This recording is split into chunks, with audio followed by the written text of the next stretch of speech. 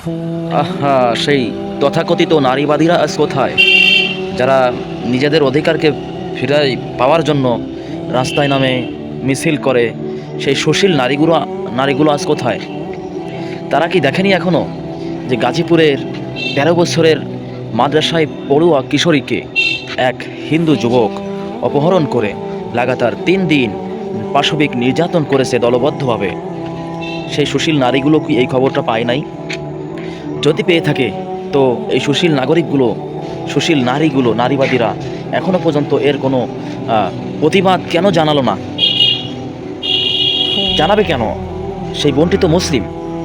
যদি কোনো হিন্দুর উপরে এরকম কোনো মুসলিম নামক কোনো শয়তান যদি পাশবিক নির্যাতন চালাতো, তো এতক্ষণ দেশে একটা আহ, স্থিতি মানে খুব খারাপ একটা অবস্থায় গিয়ে দাঁড়াতো, প্রতিবাদের কচনে অন্ধকার হয়ে যেত। কিন্তু আজকে ওই বোনটি মুসলিম, আর তার উপরে আক্রমণ হামলা চালিয়েছে একজন হিন্দু। এই জন্য এর কোনো প্রতিবাদ আমাদের দেশে দেখা যাচ্ছে না। কিন্তু ওই বোনটা যদি হিন্দু হতো আর আক্রমণকারী যদি মুসলিম হতো, তাহলে ভারত থেকেও গর্জন আসতো যে বাংলাদেশের সংখ্যালঘুদের উপরে এরকম নির্যাতন করা হচ্ছে। এই ঘোষণাটাও ভারত থেকে আসতো।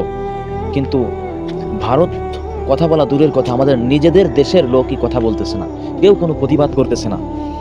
আমাদের দেশের মিডিয়াগুলো খুব ভালো মিডিয়া, এই খবরটা তারা প্রচার করতেছে না। এই একটা হিন্দু মেয়েকে ধর্ষণ করলে যেরকমভাবে প্রচার করা হয় টিভিতে, খবর নিউজ চ্যানেলে, সেরকম কোনো একটা নিউজ চ্যানেলে দেখলাম না যে এই ঘটনাকে তুলে ধরলো, এই ঘটনাকে কেন্দ্র করে কোনো একটা প্রতিবাদ জানালো। তাহলে এই মিডিয়াগুলো কেমন মিডিয়া? হলুদ মিডিয়া, যারা টাকার স্বার্থে এই কাজগুলো করে। এই মিডিয়াগুলো টাকার লোভে পড়ে খবর ধামাচাপা দেয়, খবর বিক্রি করে। আমাদের দেশের মিডিয়াগুলোর দশা হচ্ছে এই। আজকে মুসলিম দেশে বসবাস করেও মুসলিমদের সংখ্যা ঘনিষ্ঠ, যাদের সংখ্যা অনেক বেশি বাংলাদেশে মুসলিমদের সংখ্যা, সেই সংখ্যা বেশির লোকরাই নির্যাতিত সংখ্যালঘুদের কাছ থেকে। এটা কেমন ইসলামিক রাষ্ট্র?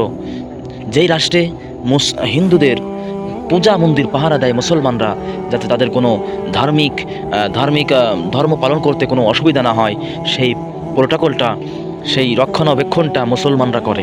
কিন্তু সেই যাদের রক্ষা করা হচ্ছে তারাই আমাদের ভক্ষক হয়ে যাচ্ছে। হিন্দুদেরকে আমরা রক্ষা করছি বিভিন্নভাবে সহায়তা করে, আর তারাই আমাদেরকে ভক্ষণ করছে, তারাই আমাদের সাথে শত্রুতা করছে। কিন্তু এই শত্রুতার প্রতিবাদ জানানোর মতো একটা লোকও এখনও বাংলাদেশের জন্ম নেয় নাই।